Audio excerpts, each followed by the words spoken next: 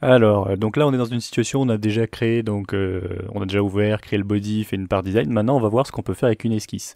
Donc on a plusieurs solutions. Soit on utilise cette esquisse pour l'allonger comme un spaghetti, donc avec protusion. Soit en fait c'est la forme d'un trou qu'on veut mettre dans quelque chose qui existe déjà, donc là ça sera cavité.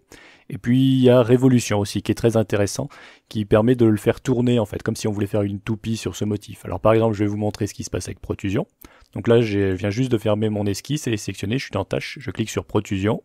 Voilà. Donc je peux choisir sa longueur, 10, 100, voilà, comme je veux. Alors avec le clic du milieu, et le clic gauche, on peut faire comme ça. Avec le clic du milieu, on peut déplacer comme ça. En faisant clic du milieu plus clic gauche, on peut faire la rotation. Et si on fait juste un simple clic et qu'on lâche, c'est le zoom. Voilà. Alors vous avez d'autres options, vous pouvez faire aller jusqu'au dernier, jusqu'au premier, jusqu'à une face que vous sélectionnez par la suite, etc.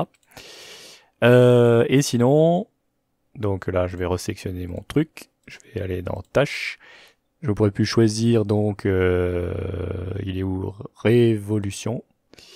Et là, voilà, il me demande de choisir l'axe. Je lui dis par exemple celui-ci. Ouais, et il accepte pas parce que ça n'a pas une bonne forme en fait. Il se replie sur lui-même.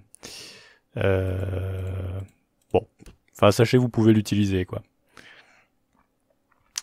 Donc là, je vais le faire du coup avec le truc qui marche. Je ferai une autre forme pour montrer le truc. Voilà, par exemple, tac, hoc. Donc là, c'est créé. Après, j'aurais pu faire des trous dedans. Donc si par exemple je sélectionne ça, je recrée une esquisse, je mets un petit rond ici. Voilà. Bon, allez, j'ai pas le temps de mettre des contraintes. Et je lui dis maintenant cavité. Voilà. Donc là, il me dit de combien je veux creuser. Moi, je vais lui dire jusqu'à la face. Et je sélectionne l'autre côté.